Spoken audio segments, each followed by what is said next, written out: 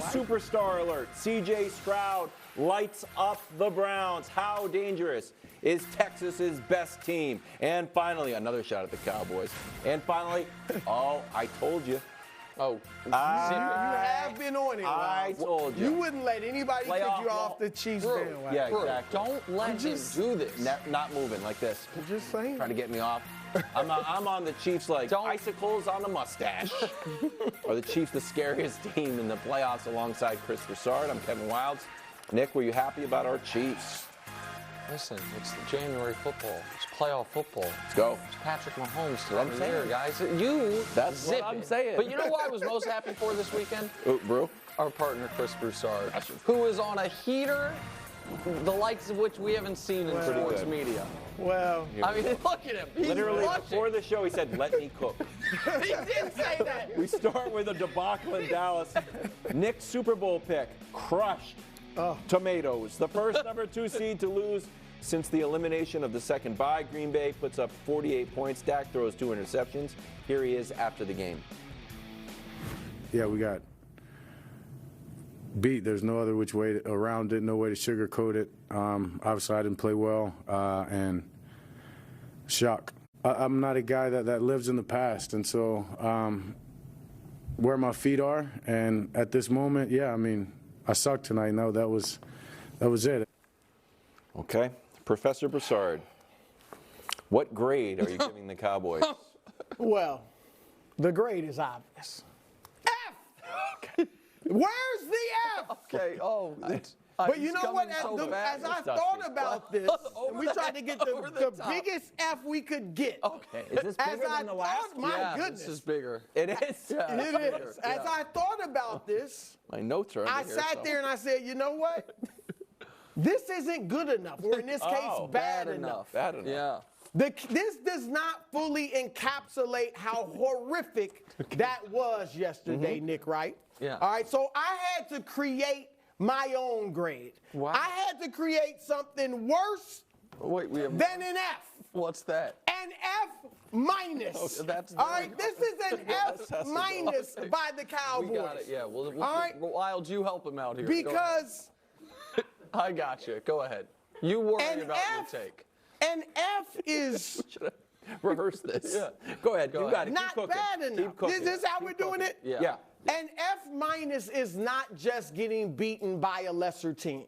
An F minus is not just taking somebody lightly and losing the game.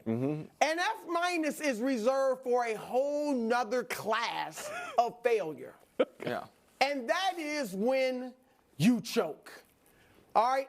The Cowboys yesterday of Dak Prescott, of Mike McCarthy, of Deron Bland, of Micah Parsons, of CeeDee Lamb choked.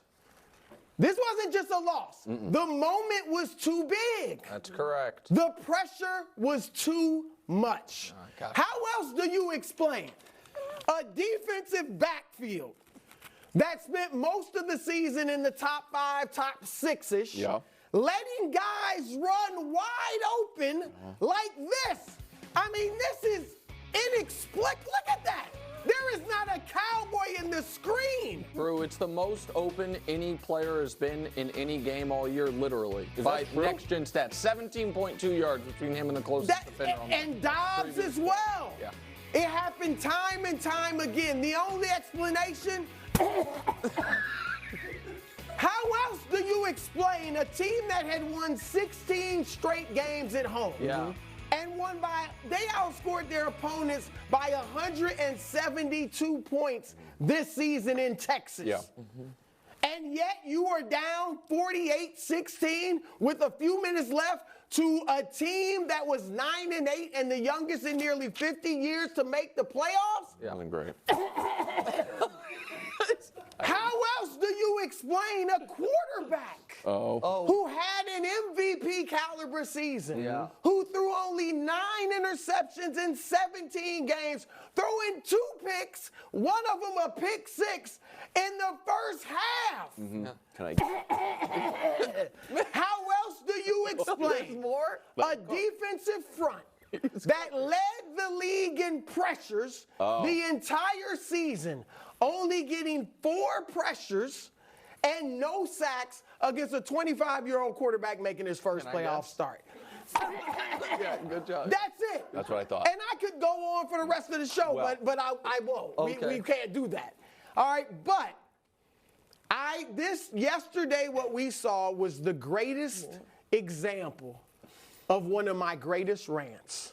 Oh, The tomato can. yeah. Well, it is your All right. Yeah. And how ironic and fitting that a team that spent all season bashing and bruising and muscling up against tomato cans turned out to be the greatest tomato can of them the Cowboys are a tomato can? Yes. Oh, The Dallas Cowboys are a playoff tomato can. Oh, that's the worst. 2016, we're the number 1 seed, doesn't matter. No. 2021, we're the number 3 seed, doesn't matter. Don't fall. 2023, we're the number 2 seed, does not matter because the Cowboys are playoff tomato cans.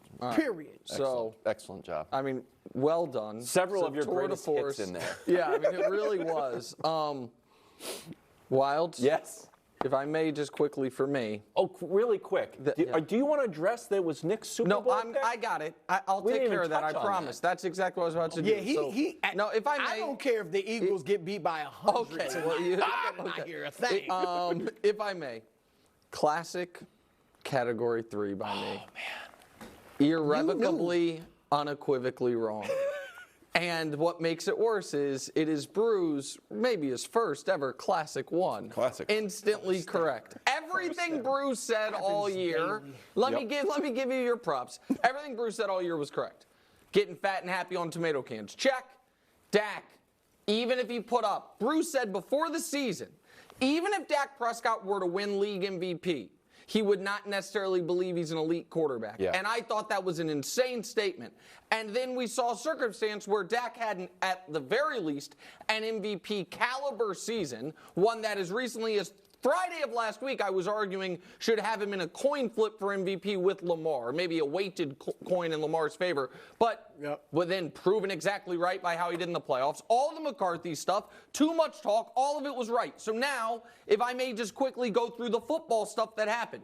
I don't know who should be more embarrassed from when it comes to the Cowboys, but I'm going to start on the defense. Yeah. Micah and Dan Quinn and the defense as a whole, what the hell was that? I don't know, maybe Dan Quinn was distracted by the Seattle job coming open. I'm not being sarcastic about that. I know some time. Yeah, and I know that he's got 4 interviews lined up we found out about today. So maybe that's human nature, but that's what they did yesterday and what they allowed Matt LaFleur to do to them was humiliating. And Micah getting just washed out of that football game was humiliating for a guy who talks like and usually plays like one of the best players at his position of his generation. Then there's Dak, who now, and this is a brutal spot, because this is where now his great regular season works against him. And it should.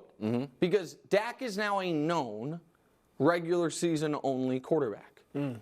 Can we show you the quarterbacks who have the active quarterbacks, most regular season wins with less than 3 playoff wins? What do all those guys have in common?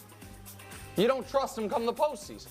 No, yeah, and I know Dalton, it seems unfair, Dalton, but I don't know. no, but Andy Dalton, when he was winning 10 games every year in Cincinnati, that's what we thought. When Ryan Tannehill had the 1 seed, that's what we thought. Kirk Cousins, when they won 13 games last year, that's what we thought. And the part that Brew said, but I want to emphasize, Dak was frightened. Dak, you saw his eyes. The moment the game was 7-0, you could feel it. And I'm not trying to be the body language doctor, but you don't have to be. And then he had 4 separate opportunities before the game got away from him to help the Cowboys either stay close or be right there. Down 7-0. All of a sudden, down 7-0. They punch us in the mouth. The next drive you punt. The next drive he throws what could have been his first pick six was just a pick. Right. Down 14-0. Okay, this is getting tough. You're in field goal range. You have a 3rd and 5. All you have to do is not take a sack. He creates a sack, and then McCarthy doesn't let Aubrey kick the field goal. Down 20-0. I tweet, oddly not dead. go score. You get the ball at halftime, 20-14. Next time Green Bay touches. 2-minute warning. The ball's at the 40, and he throws one of the worst pick sixes of the year and an underrated mistake when the game felt over, but down 27-0 right before the half. He does the one thing you can't do. He threw it short of the end zone, and the half would have ended, but they got bailed out because of the penalty. That was 4 egregious mistakes. And then, of course, there's McCarthy, who I know we'll get to. But listen, everything Bruce said all year was right. And when I say I hate saying that, I want you guys to know I'm having like an allergic internal reaction right now. It's okay, man. But it's okay. It is. And for Dak, I think this hurts the most because he now is in a spot where he literally can have an MVP level year and people will rightfully doubt him moving forward, especially because he did look like the moment was too big for him, and it was the first round of the playoffs against a 7 seed. And he's a veteran. It's not like he's in his 3rd year where, okay, you can forgive it. Correct. No. Totally agree. Jerry Jones talked all year about how this team was Super Bowl ready, and now they're all headed for vacation.